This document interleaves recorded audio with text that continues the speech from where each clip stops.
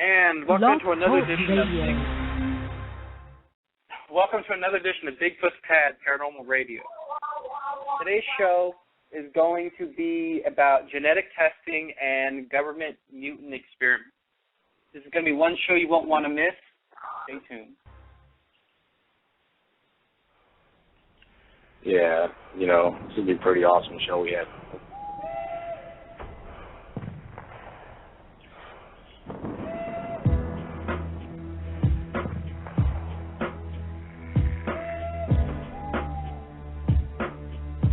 Between what we see and what we think we know and believe, there are worlds.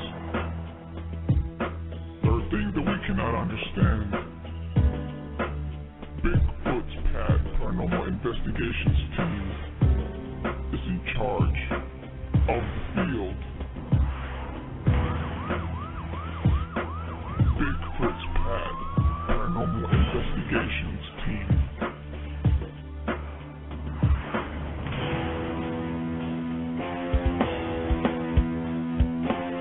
Bigfoots Pad Paranormal Investigations team.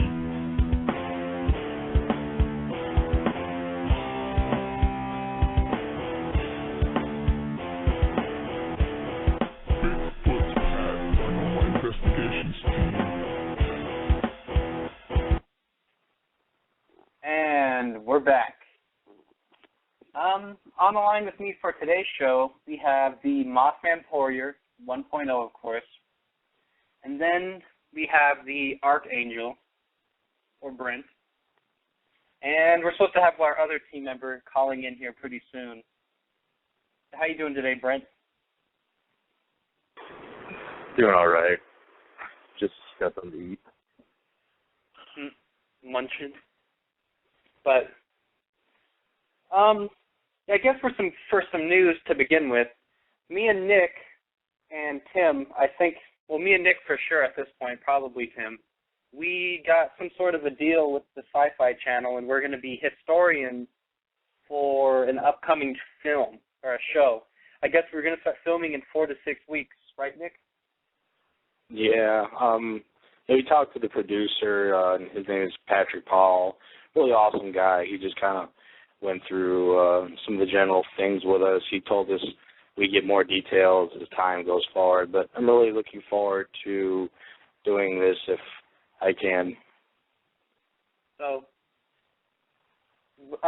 in other news, for our Ely UFO crash, there's talks right now of us having a formal unveiling of our film. Like, we're going to give out tickets of some sort, and we're going to meet up and we're going to have sort of like a dinner and a show sort of thing. Maybe have like a lecture afterwards. Kind of still in the talks at this moment, but since Nick's going to end up moving back to Vegas, most likely it'll be easier to get the ball rolling on that. What do you think, Brent? What's that? I said, what do you think about that if we do like a formal unveiling where we show our film and have like dinner and like a lecture or something? That'd be pretty cool. Or we could, because we need to see what kind of questions people have and things like that and be prepared for the negativist in Stanton Friedman's words. Yeah. The noisy negativist. We're going to get started with a little bit of news, and then we're going to get started with the topic. Arizona Senator Barry Goldwater's collection of 143 UFO letters has now been posted.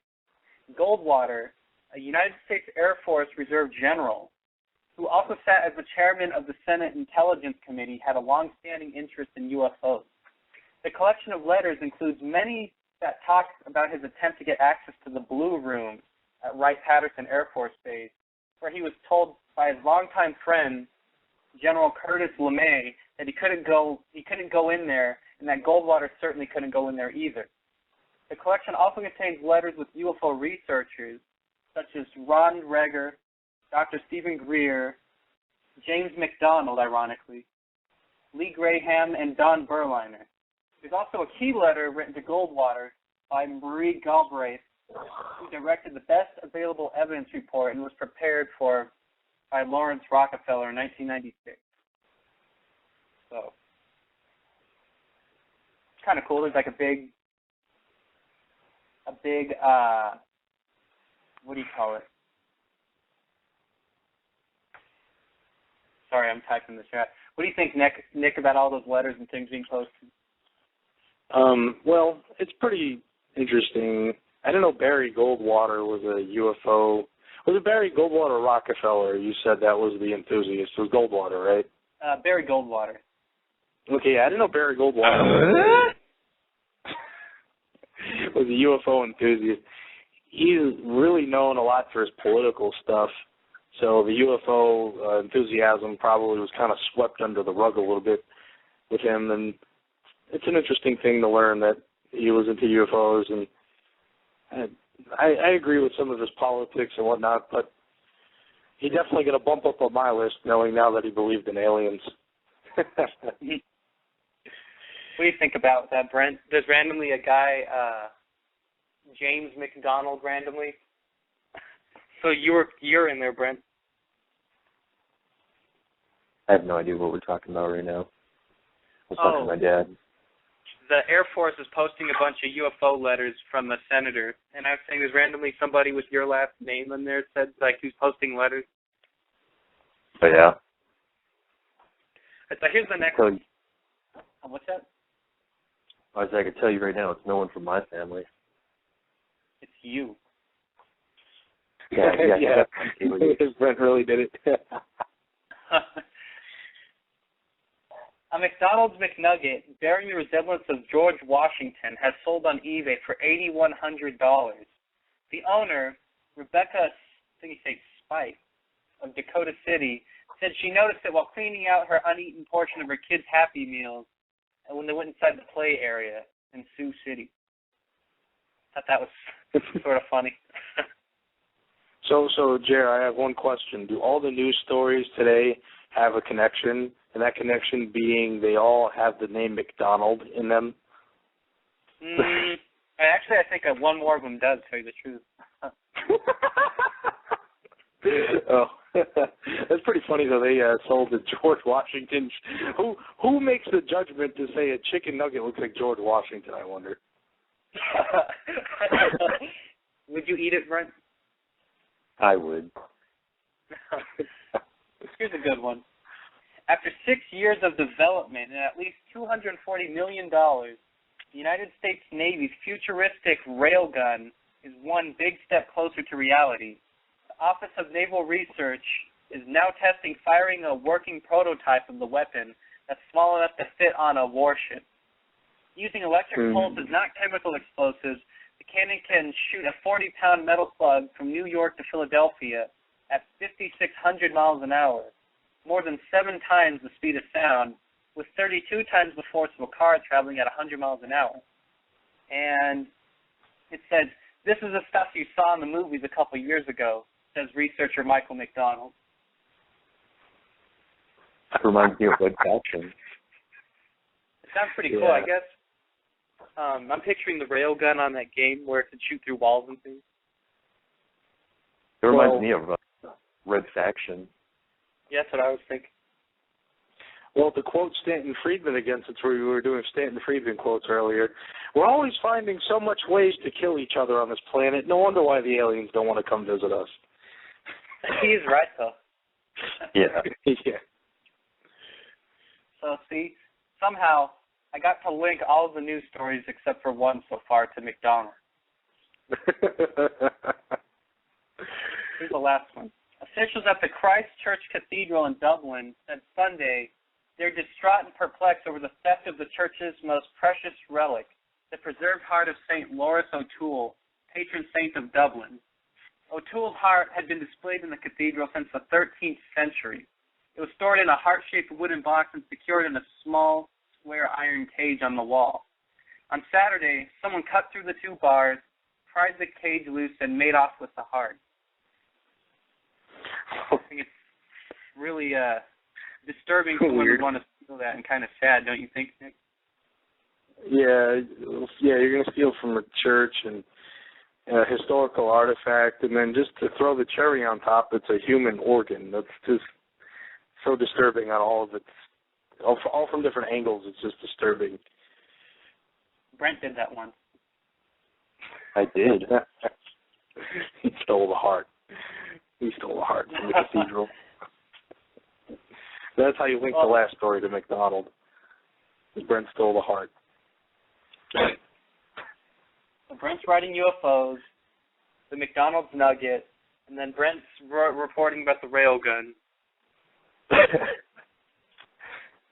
All right, well, we're going to get started with today's topic. And for those of you who are just tuning in, today's topic is genetic research, government experiments on humans, and all that sort of thing. All right, so something interesting I want to start off with, because this is sort of our, how should I say this? This is one of the requested topics that we received. Apparently, Joseph Stalin, pre-World War II, was experimenting with making an army of half gorilla, half human beings, because he wanted to have some sort of an army or something like that. But yeah. I have a couple sentences I was going to read, then I was going to get your opinion before I get deep into it. Soviet dictator Joseph Stalin ordered a scientist to create a super soldier by crossbreeding humans with apes. According to Russian newspapers, Stalin stated, "I want a new invincible human being, insensitive to pain, resistant and indifferent about the quality of the food they eat." So this is his reasoning behind this, before we get deep into the what happened and all that. Do you think that this is even a good idea? No. Well, I got one question for you, Jerry. I'm sorry, I have to do this. Well, look what happened in North Las Vegas. Do you think it was a good idea then?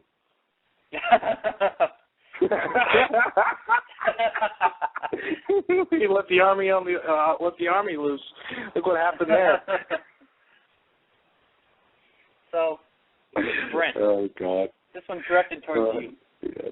What would happen if this was achieved? Would this be a successful thing to keep researching, or do you think that this would have been a total failure, like they could have rebelled, or there would be problems?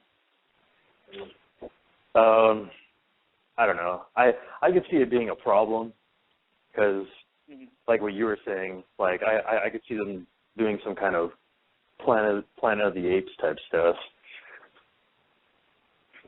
where they just run around and don't give. Yeah.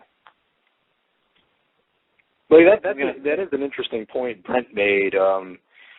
Fiction, things like movies and books and plays and whatnot throughout history have always been made in an attempt to get a point across. And one thing I always reference for people who want to use science to do these like mad scientist experiments, I just always refer them back to Frankenstein and say, yeah, you might be able to make the monster, but it's going to come back and kill you somehow. And yeah. Planet of the Apes is kind of like that, where we made a monster, quote unquote, with the super intelligent apes, and then the apes ended up conquering Earth and killing the humans off. So, yeah, I don't think it's a very good idea to play with things like that.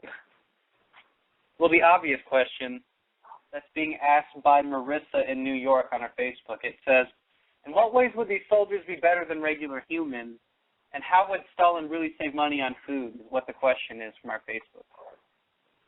I don't know. Well, I could say that as far as from a physiological standpoint, ape soldiers would be bigger, faster, and stronger than human beings point blank. They could take more hits. They could deliver more damage with each hit that they give in terms of hand-to-hand combat.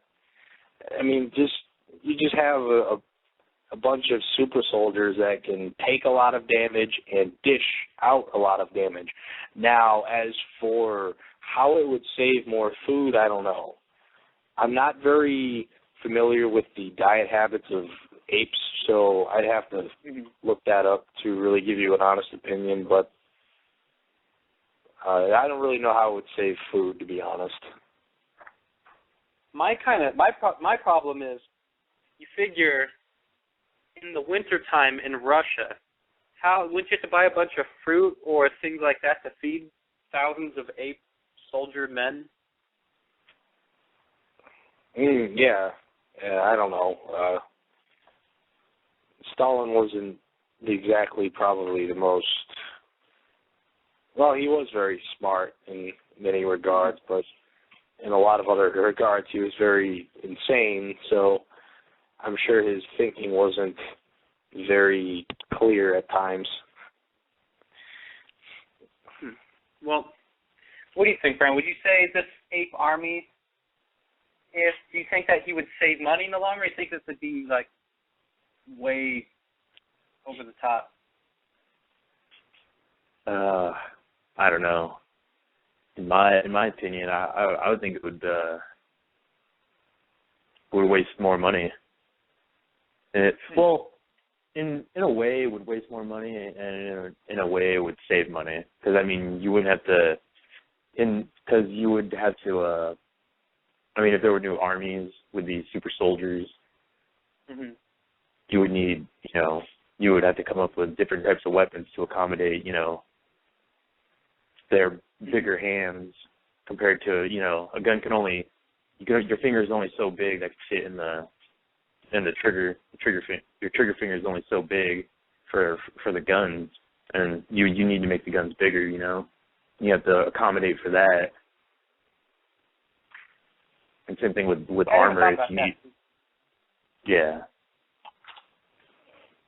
Well, I'm going to continue on. I wrote, over the years, the Soviet Red Army had been decimated by war and civil conflict, and Stalin, always in fear of losing power, needed strong and healthy soldiers.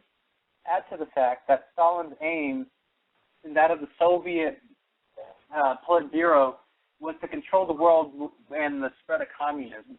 So in 1926, they requested that the Academy of Science build a living war machine. That's his exact words with quotations, a living war machine. Ironically, the story states that Russia also needed a large labor force to begin its first 5-year plan to turn Russia's economy from that agrarian to industrial. The Soviets needed a workforce that didn't complain and didn't die. Recent crop failures had left the population starving and complaining bitterly. The initial budget for the new super soldier was $200,000, a vast sum in the 1920s. In 1926, a scientist named Ivanov went to West Africa in 1926 to perform experiments on impregnating chimpanzees.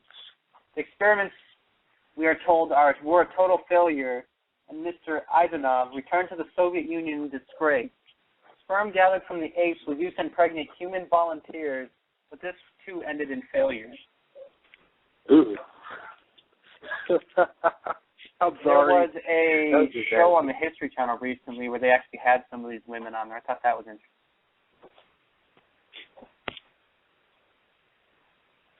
So, wow. So I was saying.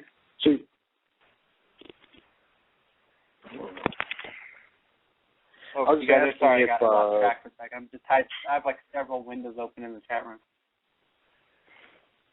But I was saying, he says that this army would have to listen to him, that they would be controllable, almost like zombies. I don't really think this would be the fact if you think about practically speaking, because they would all have their own mindset and their own brains and things, you would think.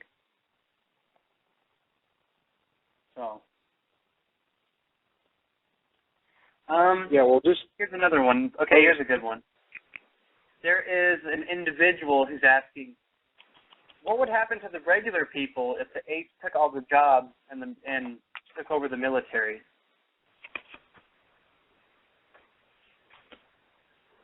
Well, there's actually a pretty good answer. Stalin would just either kill them or send them to labor camps like he did to everybody else anyway, so that's probably what would have happened. No, seriously, Stalin killed like 3 or 4 times as many people as Hitler did. And mostly that was done through just assassinations and sending people to Siberia to slave camps.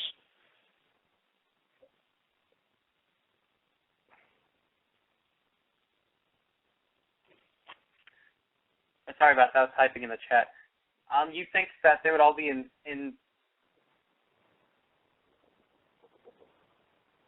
Sorry, I'm typing this. Oh, I thought we had long preaches of silence, and I thought that the show was undergoing some sort of technical difficulty. In the chat. But, because I guess that's a good possibility, but it says an individual is also asking. He says,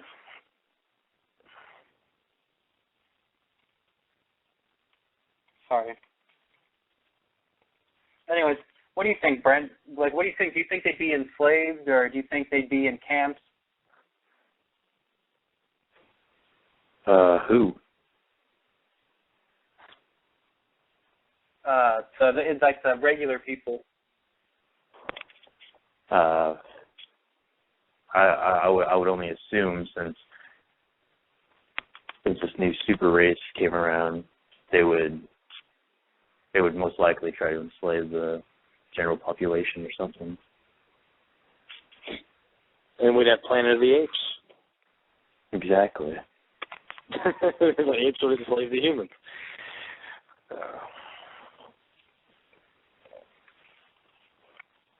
That'd be kind of weird. Sorry if I got a little sidetracked there. I was just typing. But here's a good one. Somebody is asking. They say, I'm currently on a website that says the government knows about alien abductions and says that they let them conduct experiments on people. I think that's more a Brent question right there. What's that? I said that's more like one of your questions. It says, someone's saying that the government knows that aliens abduct people and that they gave them permission to do it or something along those lines. Yeah. What about it? I know that's the question they're asking. Like, what's your opinion on that?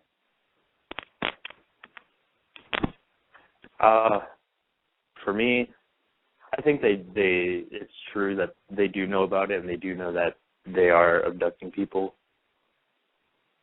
But I mean, what kind of hidden agenda does that entail for the rest of us? I mean, like, why are they letting them do that? Why is our government letting them do that? Like, they got a bigger plan, like X-Files. Are they gonna try to create a new race of aliens to sort of slowly take over the world? I don't know. I was thinking that'd be kind of weird too. But anyways, next one. This one doesn't really have to do with humans, but I just thought this was interesting. Malaysia has released 6,000 government genetically modified mosquitoes into a forest in the first experiment of its kind in Asia aimed at curbing dengue fever. The field test is meant to pave the way for the official use of genetically engineered Aedes aegypti, how I think you say that, male mosquitoes to mate with females and produce offspring with shorter lives, thus curtailing the population. Only female mosquitoes of that sort spread dengue fever, which 34 people last year in that area. However, the plan has sparked criticism by some Malaysian environmentalists who fear it might have unseen consequences on the environment, such as an inadvertent creation of uncontrollable mutated mosquitoes. I think we mentioned this a while back. Yeah. Sorry, sneezing right there. But didn't you say that you had an opinion on this last time we were talking, Nick? I think it was you or it was Tim that was talking for a while on this. About the book? Well, something came to mind just now. I read a fiction book last year, a year or two ago, where the government created a new type of corn that was resistant to disease, and it was genetically modified. And actually, they do have genetically modified corn in reality. But in this book, the genetically modified corn mutated, and it created some sort of a toxin that wiped out huge populations of people. And I guess the motto or the moral of the story was that we shouldn't be tampering with these type of things because we cannot control the evolutionary path of nature, so to say. I mean, we can to a degree. We've been breeding animals and whatnot for thousands of years, but at some point, nature's just more than we are. Mm-hmm. And then nature comes and fights back. And like Jurassic Park. Mess around with them, yeah, like Jurassic Park, exactly. If we mess around with these mosquitoes, we could create mutant mosquitoes. And then another thing that comes to mind is if you cut the lifespan of these mosquitoes in half and reduce the number of mosquitoes, it could also have a negative impact on the environment by removing a source of food for other animals. Because the mosquito is one animal in the food chain. The mosquito would be a food item for animals such as birds and fish and other small animals that eat these bugs. So if you get rid of the mosquitoes, the other animals will have less to eat, and then those animals will start dying, and then you set off a very tragic domino effect. So that's another concern I have. Well, yeah, I guess you are right. I guess it could have a horrible environmental aspect to it, because then there would be kind of like a gap in nature where the originals used to be. What do you think, Brent?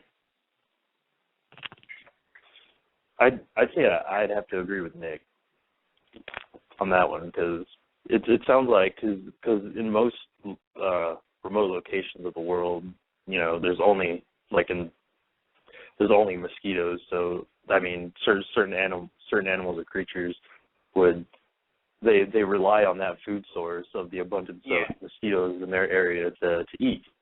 And then if they're all gone, I mean, that's going to suck for them.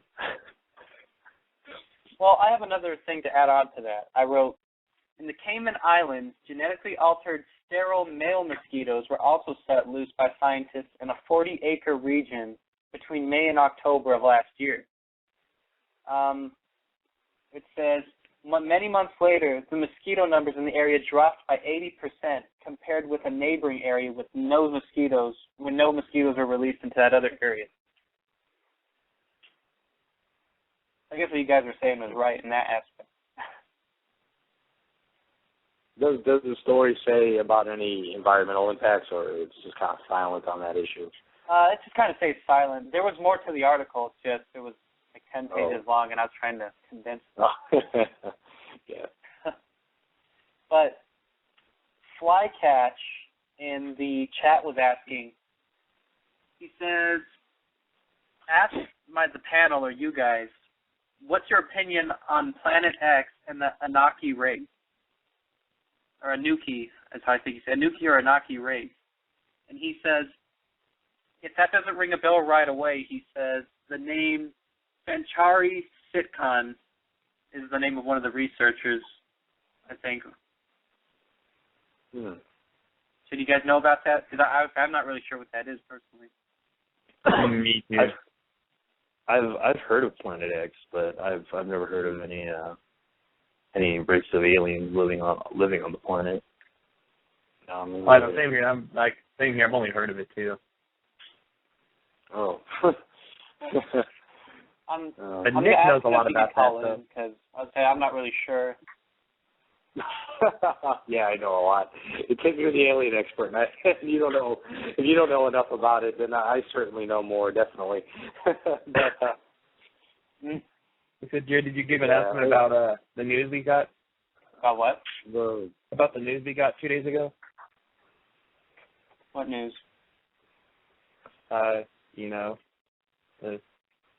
The guy calling in. Oh, yeah, I told him about that already. Okay, good. But I'd say since we're really unsure on that topic, you could call in if you want, Flycatch, because I'm not really familiar on that. Okay, well, I wait to see what Flycatch says. I think this actually is coming from Michael Slade, ironically. It says, what's our opinion on if Bigfoot was a government experiment, like somebody on our last show was saying? Well, definitely. Well, I think there's one big thing that kind of takes away from the credibility of that theory, and that is Native Americans and Paleolithic people were seeing Sasquatches long before the advent of genetic science. So that kind of blows that out of the water a little bit. But, I mean, we could talk about it for laughs and giggles if you want. Well, I think it's just saying from the point perspective, if Bigfoot was a government experiment, because I guess there's some kind of theory out there. Because, I mean, we've heard this theory a bunch of times over the years. Oh, yeah. I was just saying, Michael Slade was wanting to know if you could talk a little bit about the actual, like, what's our thoughts on that? Well, like, it is definitely credible. I mean, theoretically, the government could have captured a Sasquatch. We wouldn't even know it. I mean, the government tells us barely anything that they do. So they could have captured a Sasquatch, and perhaps they could have created a Sasquatch-human hybrid. That's definitely within the realm of possibility. I can't say that it isn't. What's your opinion on it, Jared? Well, I think if Stalin couldn't create that ape army, I really don't think that it would be plausible to make a Bigfoot of some sort or several of these animals and release them into the forest. I mean, if it's genetically impossible, at least at that point it was impossible, they're saying. Well, let me play the devil's advocate for a second to argue with you, because I feel like getting into a debate with somebody right now, I guess. Well, Sasquatch could be closer genetically to humans than to apes, because if you look at Sasquatch, as we have over and over again, the Sasquatch demonstrates much more similar behavior to humans. Yes, Master. Rise. It demonstrates much more similar behavior to humans than does gorillas. So a Sasquatch would probably be closer. Actually, if I remember an experiment they did on a Monster Quest episode where a Sasquatch was coming up to somebody's house and, tormenting the people inside, they put a board with some nails outside of the window. And one night the Sasquatch came and stepped on the nails, and they actually obtained a blood sample. They took that blood sample and they brought it to a lab, and they found out that the genetic type, the genome, I don't know the exact science behind it, but they found out that the genes in the blood sample were between that of a human and an ape. So the Sasquatch is closer genetically to humans than apes are.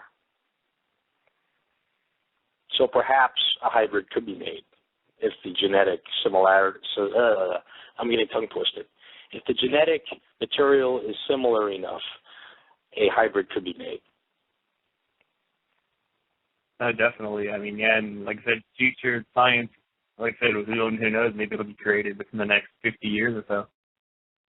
Hey, Tim, you're in the chat room. I was going to say, Flycatch is saying Bigfoot was created by the Anunnaki, or Anunnaki is what he's saying, and he was saying to ask you, he says, asking us why gold is the monetary standard of the world. He says it has to do with the Anunnaki, he says.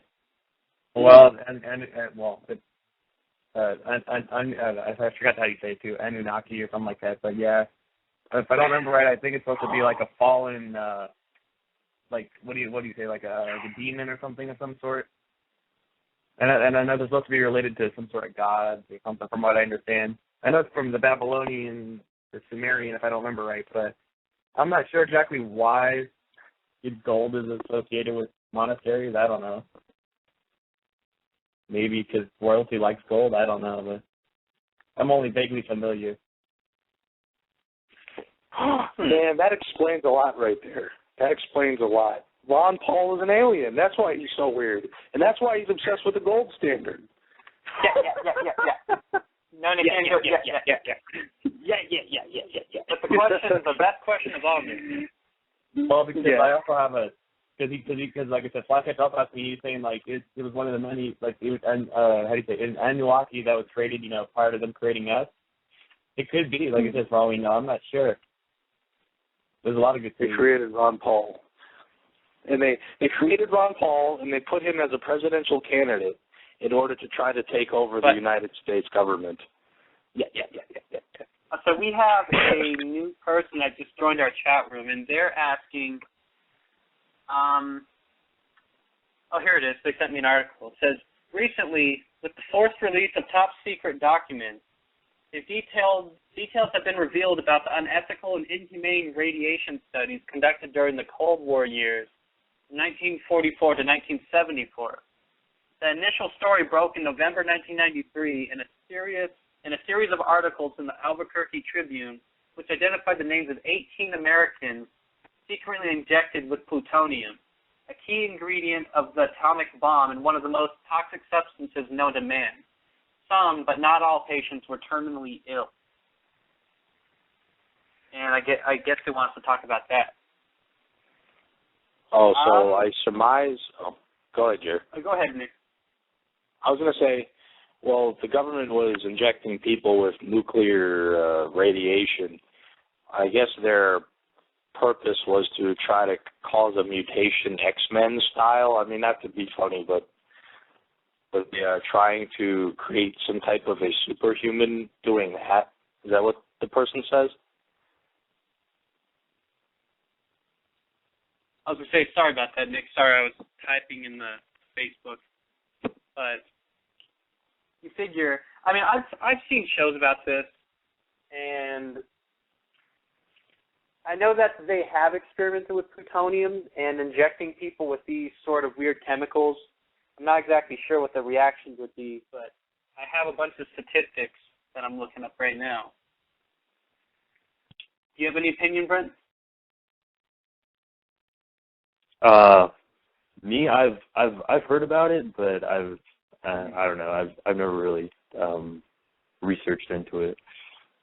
Well, here's some of the statistics I found. It says, here's some of the things that were in the document. It says they exposed 100 Alaskan villagers to radioactive iodine in the 1960s.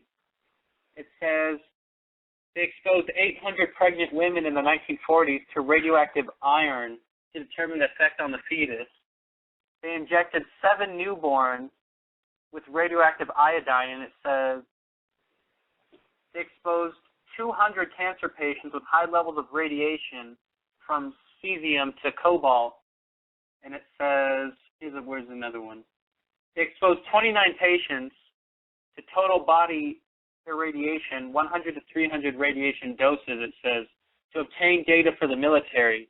This was conducted at the University of California Hospital in San Francisco. So apparently in San Francisco they were busy for a period of time with that stuff. Well, I know they did the Tuskegee experiments where the government gave some black people syphilis, and they tracked these people throughout their lives and studied them to see what syphilis did to people. So it's not too out of the realm of, it is within the realm of reality that the government would do these type of freak experiments on people.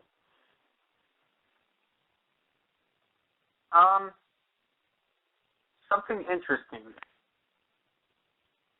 If you think they're trying to test out these radiation on civilians to see what we would do in combat, But if these tests were so horrible and so gruesome, you would think that that'd be like messing with their conscience, you would think, when they're building these bombs and all that sort of thing. I don't know. I think so.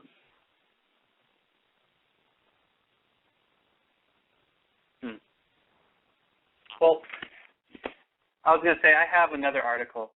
Speaking of genetic testing, this is just a quick note. I don't know if you guys remember this or not, but we had a show on government bases. But anyways, speaking of these government bases, the Blue Diamond base that we actually helped bring to light here a few months ago, that was supposed to be one of these genetic testing facilities that was hidden up in the mountains.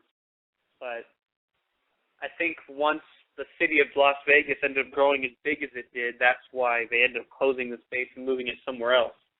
But Stanton Friedman even set up in Jackass Flats, Nevada, that he worked at a base where they were doing something similar to this with these radiation tests. The other day he was talking about, I don't know if you guys heard it or not.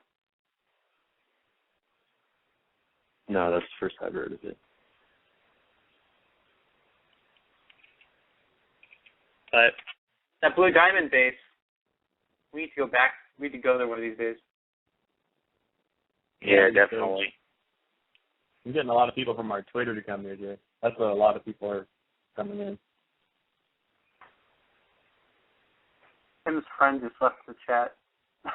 Yeah, my friend was being quite lovely there. But yeah, your favorite heckler just left, Nick, the guy who always heckles us every week. Oh gosh, I mean, he was fun too. He made my day. Oh, whatever. Okay, this comes from Aaron, the guy who built the rocket a few years back and put it on our forums. He says, talk about the U.S. government experimenting with zombies and zombieism is what he says. And he says the government recently came out with a serum that can make dead people come alive like a zombie, but their motor skills are gone, is what he says. I don't know if you guys remember when he was on our show recently. Oh no. I remember talking. He said the government's been experimenting with zombies. I remember he had a conversation with us about this on our show. And he was saying the government has a thing that could make a person's veins pump by themselves and bring the heart back to life, supposedly. He says that, of course they can't create full-fledged zombies, but they can bring someone back to life, but they're mentally retarded in that sense. So they're still working on it, I guess. I know it said it originally started in like the 40s. They were trying to experiment on Haitians that had died since their graveyards and things were overfilled, is what he was saying the other day. So. High-tech voodoo sounds fun.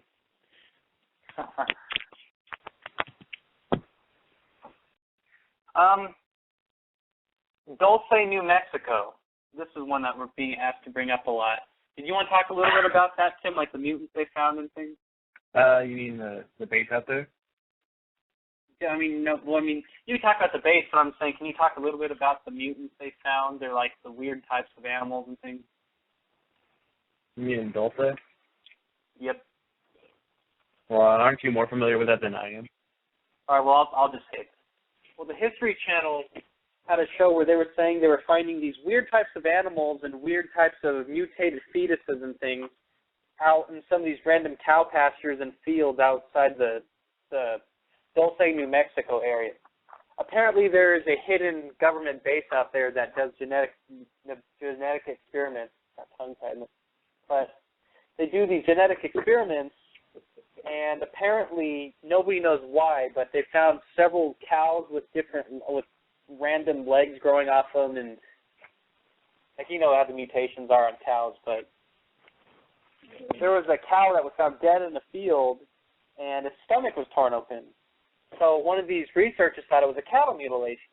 He had walked up to this cow, and inside was some sort of a fetus, but it wasn't a human fetus. It was like half animal, half human. And I guess apparently UFO hunters took this fetus and got it analyzed, and I guess it really was some sort of a modern-day Frankenstein monster type thing. Like, I thought that was somewhat interesting. Almost as if they were experimenting with alien hybrids is what the exact terminology was. Huh. Kind of creepy. Yeah. Well, then that brings up one question. Is the chupacabra a genetic experiment that the government conducted? So, what do you think, Brian? You think that they would be experimenting with these alien hybrids? Or you think, who knows? I would think so. I think the government has a lot of time on their hands. You have an opinion on this, Nick? Oh, I was saying, sounds similar to the chupacabra, some weird alien animal hybrid thingy that's found in certain parts of the world. I definitely believe that the government I definitely think that the government would do something like that. Like Brent said, they have a lot of time on their hands, number one. Number two, they have a blank check. They have as much money as they want because they can keep the Federal Reserve printing presses going. So when you have unlimited money and unlimited time, you can do anything you want. Would it be economically smart to do this is another question. I really don't even see the purpose of it, to be honest. Why would you want to cross a cow and a human or a chicken and a pig? There's really no... I'm just trying to process this in my brain. There really is no sensical reason to do this. But then again, a lot of people do stuff that doesn't make sense. So, maybe this is just one of those things.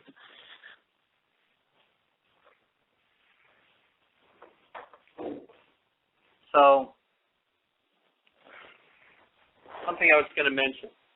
Sorry, I was looking at the chat. So, with these human hybrids, supposedly that they're experimenting with, the only thing is, why would they have had this inside a cow if it's a human hybrid of some sort? And secondly, you would think that if they knew it was inside this specific cow, wouldn't they have been monitoring this cow, or wouldn't they have been there to retrieve this fetus once the cow died, you would think? Well, yeah, definitely. I think there would have been much greater care taken to secure this animal and monitor its progress, especially if it's an experiment. Experiments are done under very tightly controlled conditions, so the story does sound a little fishy. And you have to have some skepticism when you go fishing for stories on the internet because anybody can post anything on there, so you do have to have a small degree of skepticism, but you did bring up some really good points here, which make the story sound fishy. And someone's asking us right now in the private window in the chat room, they're saying, do you think Area 51 does genetic testing? Well, they might have used to. I've never personally read or heard any accounts, but, who knew what they did at that base? We did see a government experiment, Brent, remember? Don't give me the eyes. He was a hybrid. Wow, yeah, he was. That was proof that the government was experimenting at that point with hybrids in that area.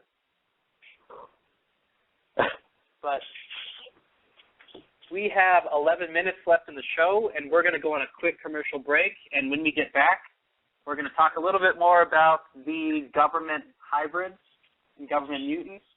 And you're listening to BFP Radio. Up from the depths, 30 stories high, breathing fire, his man in the sky. Godzilla, and Godzilla.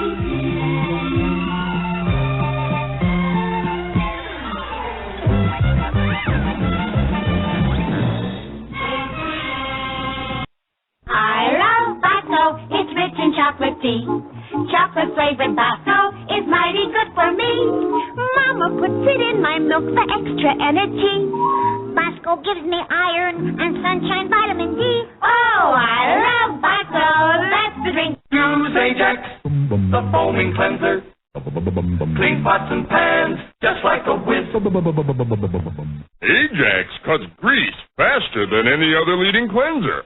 You stop paying the elbow tax when you start cleaning with Ajax. Ajax really polishes as it cleans. So use Ajax, the foaming cleanser. Floods the dirt right down the drain. My gosh, they're right. Foaming action Ajax makes even the dirtiest pans.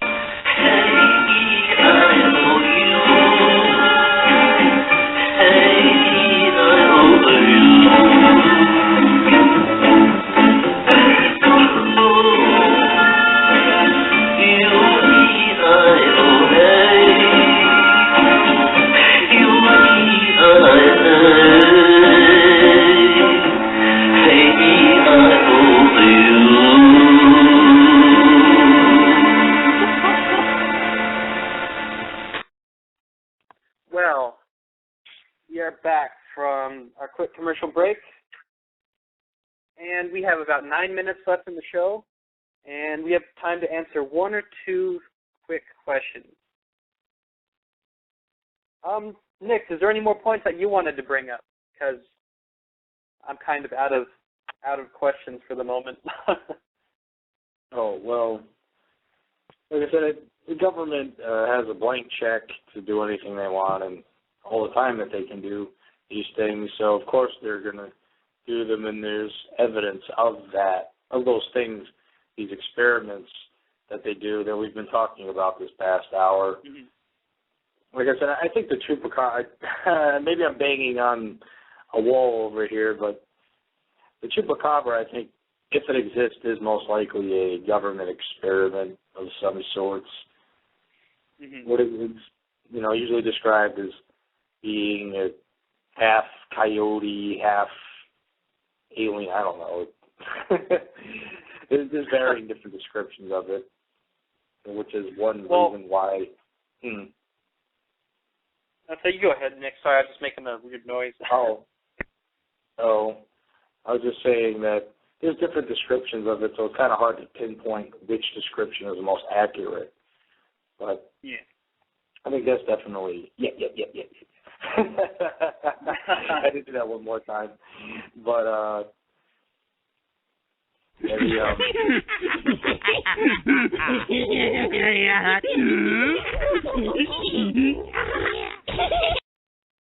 Now, if Rob won't laugh like that, he'd be my president right away. Because I just want to hear that laugh every time.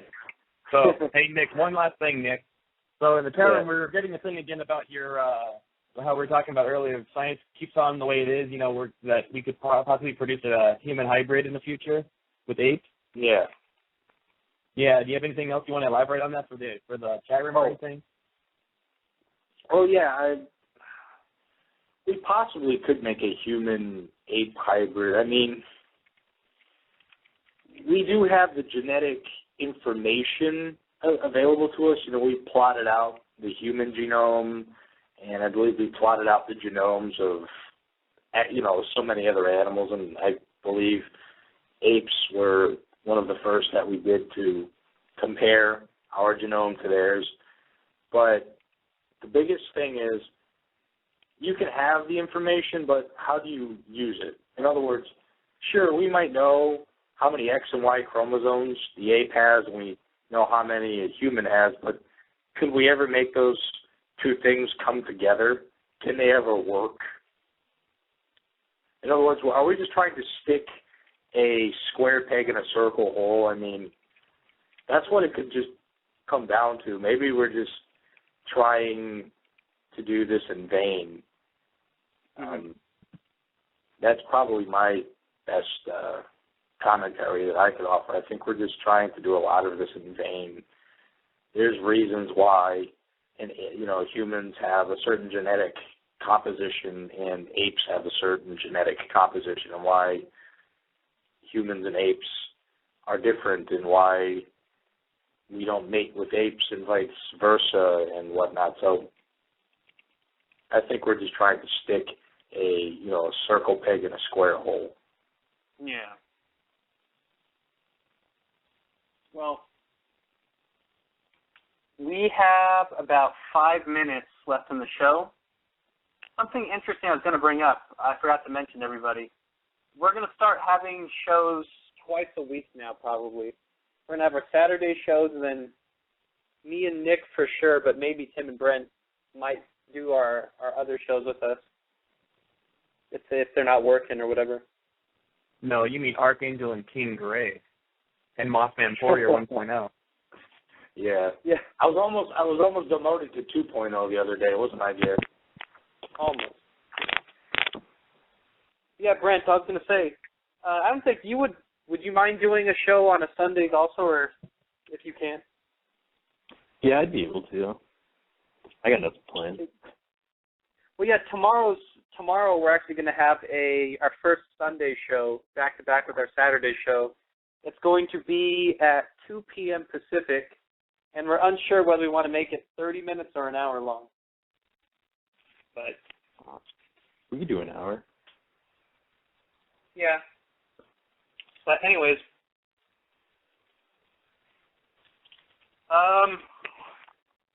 let's say, Nick, is there any way you could say a little bit of a recap real quick while I tell our listeners in the chat room what's going on for tomorrow? Well, today we talked about government experimentations, such as how Stalin tried to crossbreed humans and apes in order to create a super army. We talked about how the government used radioactive substances on people to see what type of effects that would bring about. We talked about how a half cow, half human fetus was discovered in the womb of a dead cow. We talked about how Ron Paul might be from Planet X. We just went into how the government likes to tinker around with things, and that includes experimenting with nature. Oh, we also talked about genetically modified mosquitoes, and that's about it. That's about it. Well, again, I'd like to thank everybody in our chat room and our Facebook that asked us questions or participated. Thank you. I would like to... What's that? I said, yeah, thank you also to our Twitter people also. Yeah, and I'd like to thank everybody that contributed and all of our listeners. I'd like to thank our co-hosts, of course. And tune in tomorrow at 2 p.m. Pacific. We're going to have another edition of Bigfoots Pad Paranormal Radio, and it's going to be one that you won't want to miss. Again, let my co-hosts say their goodbyes, and then we'll wrap it up for today. Thank you, everybody. Yeah, thanks. Goodbye. All right, tune in tomorrow, everybody.